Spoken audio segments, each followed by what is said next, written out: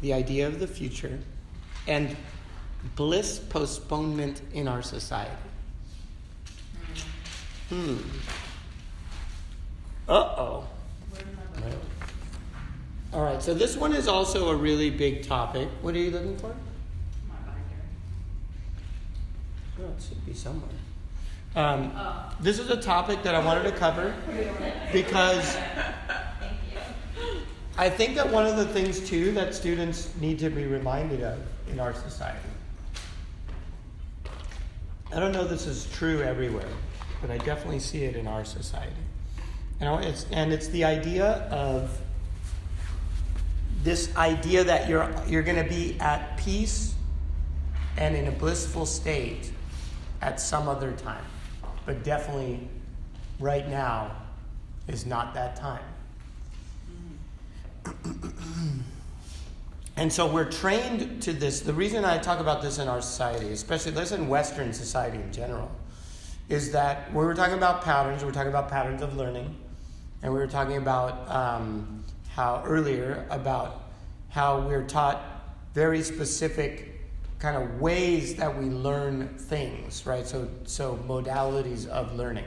For instance, doing process maps, really basic stuff, like put your feet at the front of the mat with your toe knuckles touching. Do you feel your toe knuckles touch? Yes. Okay, bring your ankles apart a half an inch, approximately the width of your finger. Look down at your ankles. Are they doing that? Yes. Okay, great. Reach your arms to the sky. So laying out these processes. But what also happens when we are trained in a specific society is that our environment shapes some of our ways of dealing with emotions, or ways of dealing with processes in life, whatever they are. And I think what our society is perhaps trained to do is the reason we take jobs that, like, even today I was talking to somebody and I said, well, are you sure that you enjoy coding? She's talking about coding computers. And I know because I built yoga websites for my company for so long, I actually learned some coding, and I don't really enjoy it that much, to be honest. I don't. I'd rather hire somebody to do coding if I need coding. I don't mind building websites because there's an artistic element to it, but the idea of this thing that's coming, right? Like, we all have aspirations, and I'm not saying don't dream big and don't live for your dreams. That's definitely a healthy part of being a person, and you're going to have some of that. But what yoga reminds us, I think a big part of it is that some of that stuff is a hoax. Meaning, you're in school, you go to make a grade, right? So you're in class and you want to get a good grade on this test.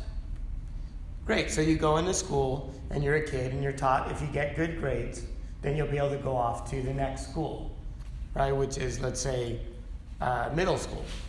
And if you do good in middle school, if you're a good boy or a good girl, and you do well, you'll go off to high school, right? And you think, so in your mind, you're always thinking that there's this next stage that's coming, and that when you're in high school, you'll be big. Remember that? Like, I remember, how many of you remember that? I remember, like, when I'm in high school, remember seeing, like, the high school kids that were seniors in high school, and you thought, like, no, those are, like, adults, pretty much. Like, I'm actually going to be 18. I'm going to be an adult at that point, right? It's funny now. Isn't it funny now, right? Which is, I want to talk about that a little bit. But you're laughing because we look at high school kids, right? Okay. So we go into that. We go into high school. And then we leave high school and we go to college, right? And doesn't it start sounding like the same thing? When I get to commencement, right? When I get to commencement, then when I get through these exams, I won't have to be in school anymore. And we tell ourselves then, we're out of school now, and we think like, but commencement, then we can relax, and we'll be at this high level, right? But then we leave high school, we leave college, we get into the workforce, and we realize that almost pretty much any coworker you've worked with has said to you, like, oh, that stuff, none of that's going to apply actually in this job, right? Pretty much. I mean, I've had people say that to me. Most of that's not going to apply in the real world. So let that go, and now you start all over again. And now you're like, okay, after 3 weeks of training, then I'll finally, I'll get the position. Maybe in 3 months I'll know I have the position locked in. And then that continues, right? Does that sound familiar? Anyone? Right? And then that continues on. You're out of college now. You're at work. And you're, let's say, 25 or 30 or whatever. And you look back and you realize like you did keep the job, right? You got the job, but there's still now you've got the job, but you're maybe not, you don't own the company, right? And then you want to own the company. It's funny because that's funny to me now. You want to own the company for some reason because you think that when you own the company, then you could relax. That's right. You don't have a boss anymore. How could you not be totally on top of the world completely all the time when you own a company? Because you don't have a boss, right? Doesn't that sound good? Yeah. Right? Yeah, kind of. But then and it is good. It's good. But I own a company, and I can tell you that there's still there's a thing that's coming. Still, there's something. I'm not sure exactly what it is, but I definitely there's I don't know. Let me think of one. It won't take me long. Like another house. I have a house already. But for some reason, I want to have another house now. Because I already have a house. So the only other thing for me to do is build another house. Or franchise my company. Right. So you reach 30, you reach 35. And you got a business. And you got a house. And then you just and there's like a franchise, which I'm working on. And a second house, which I made an offer on yesterday, but it got turned down, but that's okay. And so but there is this one thing what's really interesting is this perpetual postponement of bliss and peace in our society. This idea that at some point, and I remember, how many of you remember being a kid and seeing like an elder with gray hair and saying like, yo, that person knows everything. They have wisdom levels that I don't have.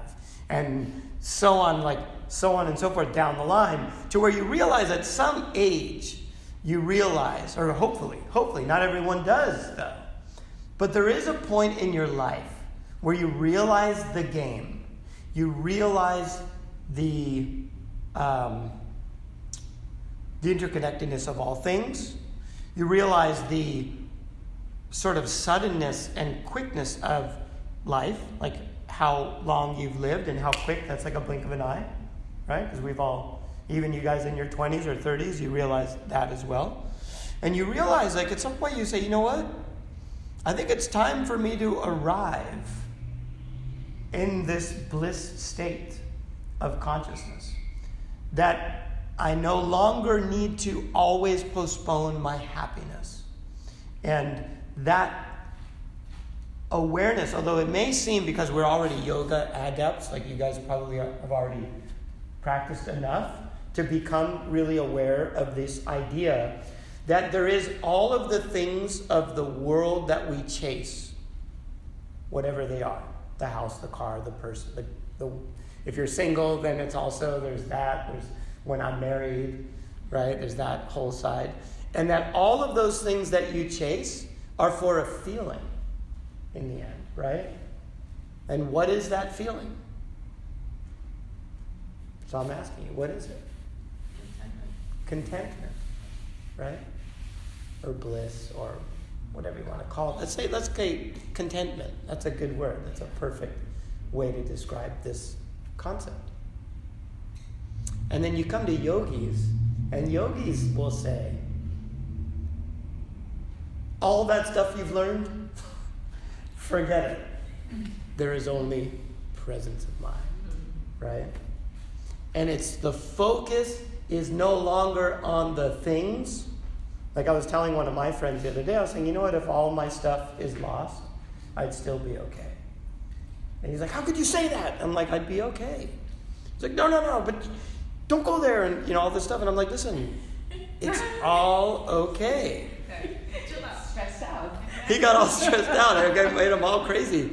He's like, but then, but here's the thing. So what we need to realize with yoga, and the reason I want to bring it back to why it's important for us, even though you can play the games, right? Because I just admitted to you. Because the reason I admit to you, I'm not bragging at all. I swear, I don't care. But the reason I'm saying it is because you can play all of those games, maybe even a little better, believe it or not. You can have all of those things that you think you need if you know that you don't actually need them.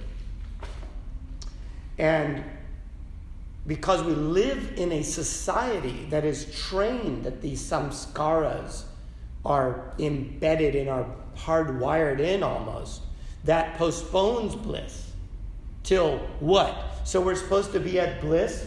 Like when I was in my 20s, I made a bunch of money teaching yoga, and I bought a really fancy car. I bought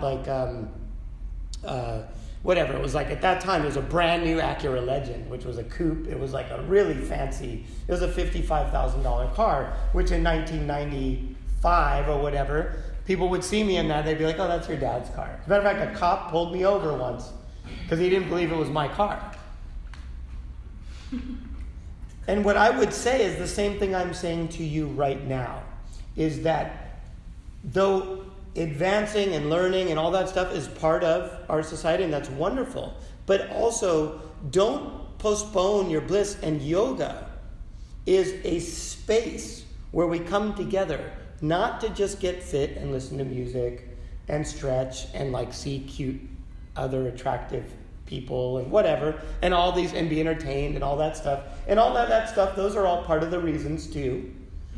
But one of the other ones is to go directly to the consciousness state, right?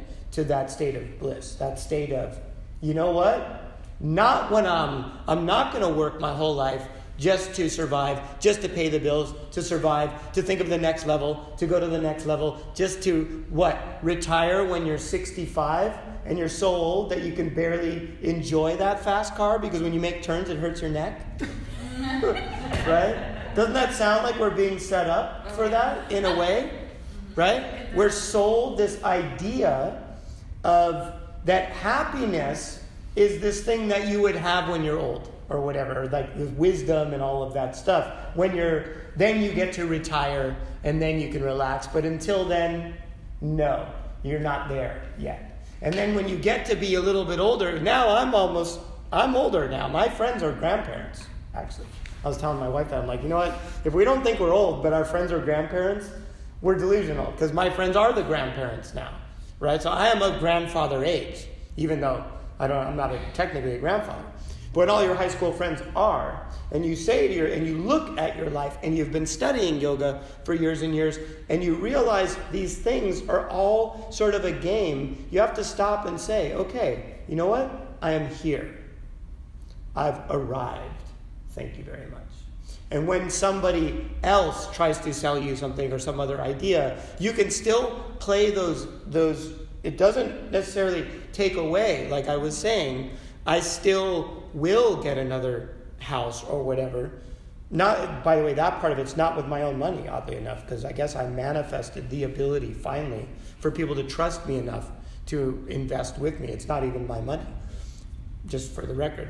But I have the ability to actually get the other thing with my name. It's actually going to be under my name because somebody trusts me that much. And that's a manifestation of consciousness. Okay? That's what I heard that really loud when we were driving through Beverly Hills, and you're like, who do I have to be that? And the answer is you have to be not you, I think. It has to be us. It has to be a combination of people that will make that happen. You know what I mean? And when people trust you that much, you'll be able to get people that have that kind of wealth that can push that behind you and will believe in you and invest in that way. But with regards to consciousness, go to the bliss state anyway. And the person, by the way, who is willing to invest with me, he's somebody that I teach meditation and yoga to as well. So it's directly related to the practice. But I don't even know if that's going to happen or not. But what my point is it doesn't matter. And that we are pushed into this idea that you'll be able to be happy at some other point, when in fact, life, and this is from Alan Watts actually, life was a musical thing, and I'm speaking about it in past tense, and we were supposed to dance, right? And you can either listen to this and just go, yeah, no, but I need to keep my nose to the grindstone, whatever, and I need to be whatever, working in a plumber. Like, to me, like, I guess for me, hell would actually be house bolting. And I know, because one of the karmas of me owning a house, I had to bolt it. And it was meaning under the house, bolting with gas mask on and everything. It was just, if I could say the closest thing to hell, it felt like I was mining. Yes. So when you're training people in your class, probably one of the biggest gifts you can teach them, and you can teach it through emotional transference. I do think it's the only way to properly do that, is that you have to own that knowledge, that awareness, and believe it 100%. If you don't, it will be harder for you, in my opinion. And again, now, I don't know that there are set rules, but generally speaking, if you don't own that, then it won't create the chain reactions, right? It has to create a chain reaction that expands. And if that doesn't happen, I think that, again, it depends why people are training with you. You might be able to get them to train with you for other reasons, because they want to be fit or something like that. But I think that those are sort of the finger pointing to the moon, right? So there's a saying, the finger's pointing to the moon, don't just look at the finger. There's something greater. And with yoga, the greater is, oddly enough, is that it's presence of mind, and it's where we are right now. You're never going to be more human than you are. You might be thinner, you might be stronger, right? You might be, perhaps, I don't know, get famous or something. But even the famous ones that I've worked with, because I've worked with a few really famous people, some of them are happy and some of them are not. And they thought that the fame was going to bring them happiness. But in fact, it didn't. There are very few things that actually are geared to actually do that. And I think meditation and practices like yoga are the things that are that. They go directly to the emotion. That's why I teach yoga, personally. And that's what I want you guys to always be aware of, that fact. Yes, you'll have to do the daily things if you want to survive. Unless you get a patron or something, some weird case where somebody, which I don't think you should rule that out either as yoga teachers, right? Why not? If somebody wants to be your patron and support you in your craft as a teacher, that's fine. I don't think you should rely on that either. So you will have to do the daily, whatever it is, the Instagrams and things like I was talking about earlier before. But perhaps you can do them, and whether they happen and you actually do become a monetarily successful yoga teacher, or you don't, that you're okay with it. That's, I think, a healthier space to do it from. And you do the work, and then the universe provides. I don't think that you necessarily should be too attached to that. And plus, that also comes back to doing what you love, because then you go back to your bliss state of consciousness anyway. And if it's not something you get that feeling from, like always, when you teach your first live group class, you'll see I always ask you guys, so how did you feel? I don't say I usually don't ask too much else. How did you feel when you were teaching? And if the answer is, oh, it was great. It was like the time went by. I was a little nervous, but it was fun. I want to do it again. And you're excited about it, then you know it's a thing for you to do. And if the answer is oh, I didn't really like it. Actually, I don't like being on stage. I don't like being in front of people. I felt really uncomfortable and I don't want to do it. Then I'm like, great. It's not for you, So that's something that you will feel, I think. You do get a feeling of that, I think, when you teach in the smaller classes. You do get a feeling, but you get more of that confirmation when you're actually teaching the group classes. I think. When I taught my first class, it's gonna be really weird. You guys some of you may feel like something turns around because you were always the student, and suddenly you'll see your issues from a teaching point. Mm-hmm. It's really freaky.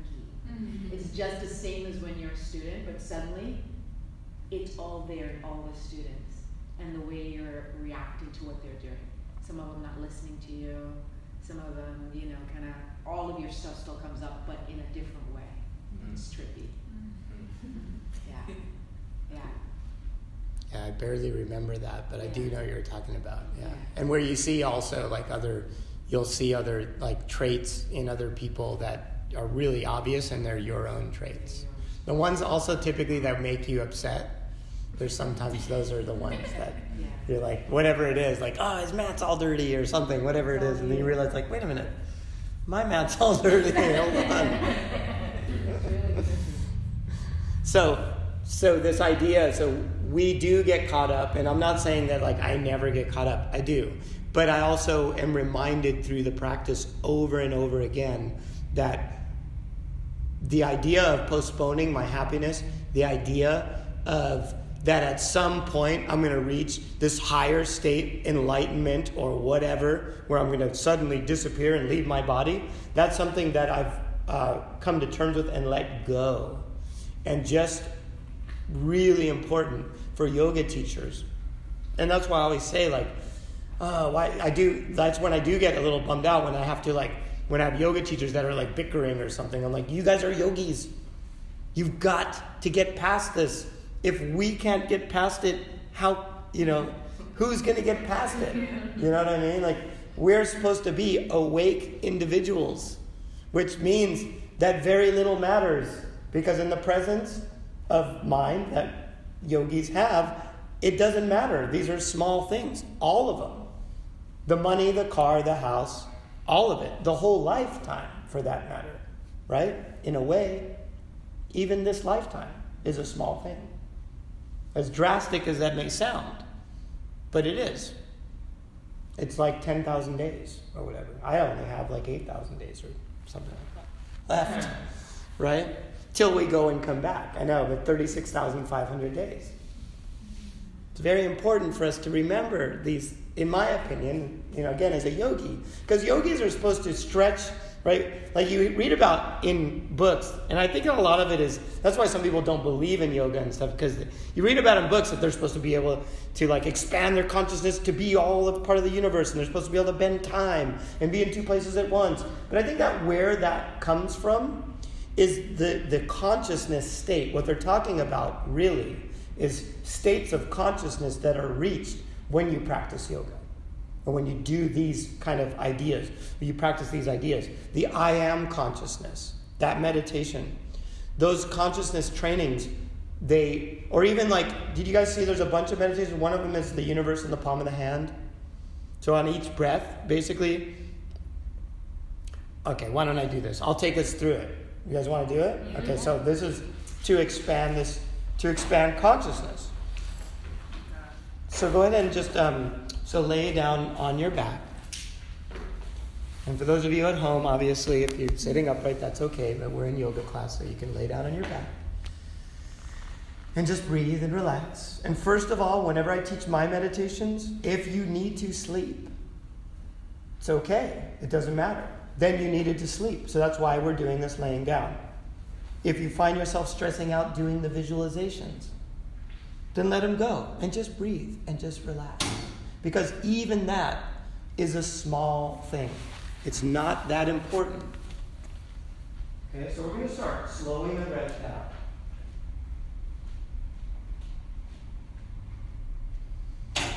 Taking a deep breath.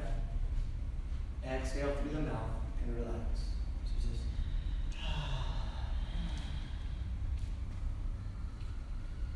taking another deep breath. And exhale through the mouth and relax even more. Right? Because you can consciously relax. Whatever's happening on the outside world, we can relax. So see yourself now in your current life state. See your body as you're laying on this ground, wherever you are. Hovering above from, let's say, 10 feet. So you know, consciously, your soul is in your body.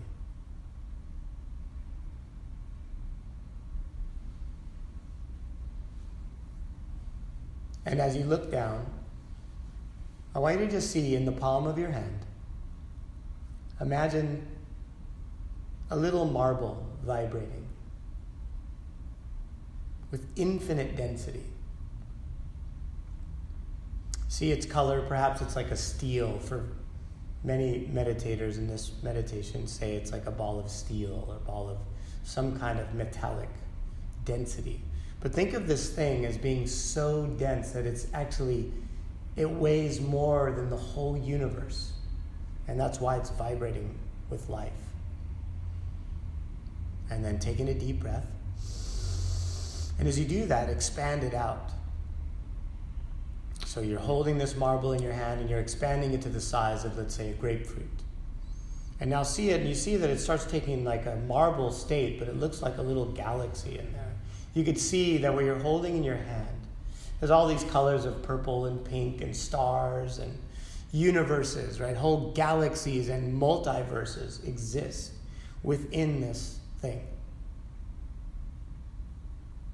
And then again, exhale through the mouth. And it gets a little smaller. And then breathe in again. And as you breathe in now, it expands even bigger. All the way, let's say, to the expanse of the size of this room. And exhale. And as you exhale, it gets a little smaller. Say half the size. And then breathe in again, expand that universe all the way again, this multiverse, all the way out, let's say to the size of the city in which we are in. The current city is Los Angeles, but it could be any city. And then as you exhale, imagine it contracts a little bit. And then again, imagine a spherical shape now. It's so big, it contains even you. But it even expands out and surrounds the globe, let's say all the way out to the stratosphere. And you know that, let's just take a journey to the stratosphere. You know that it's out of the stratosphere because suddenly your subtle body is out there with it. And as you look down across, you see your subtle body's arm. So you see your right arm. You see the hue of the stratosphere shining on the outer edge of your right arm. And as you exhale again, you notice it gets slightly smaller. You're still in the stratosphere, but you're at the right at the edge of it. And then breathe in again.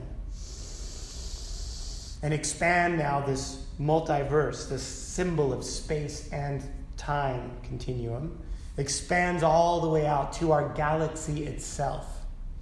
And again, you know that it's the galaxy, because as you look down across your arm, you can see the galaxy beneath you. And again, taking a deep breath. See it expand, and as you exhale, see it just get a little smaller. And then again, taking a deep breath and expand it out now even farther, because now we're in this galaxy and we're actually expanding out to the next galaxy and the next galaxy. Expand in consciousness even bigger, so big that we can even not imagine how big it possibly could be. It's so vast. And we know that it's so vast because when we try to stand on the outside of it this time, we realize that however hard we try, because it is infinite, we're still in the middle of it.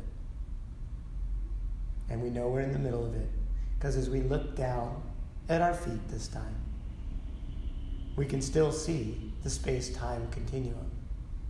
Taking a deep breath. And expand it even infinitely bigger than that. And as you exhale, see it contract. And it gets even smaller and smaller and smaller. And again, taking a deep breath, see it expand.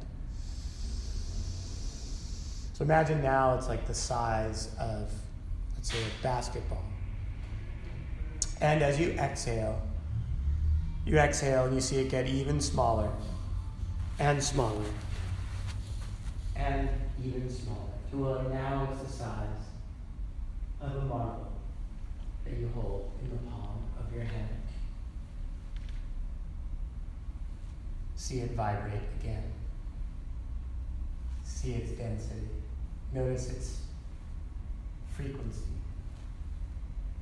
And as you breathe in now, expand it all the way out. On one breath, it expands to as big as it could possibly get, bigger than even the imagination can fathom. And as you exhale, all the way back down to this little marble in the palm of your hand. Inhale, expands.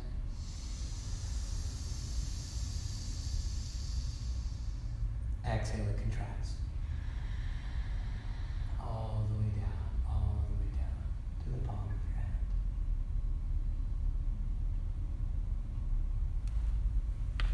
As life as we know it wakes up when we wake up. And the consciousness that is our being right now has always existed, even before it existed in this body. Taking a deep breath and just feel into this idea.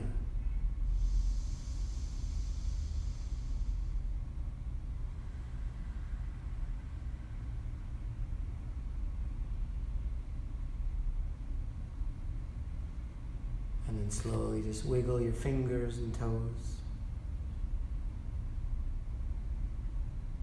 And roll to your side. And press up to an easy seated posture.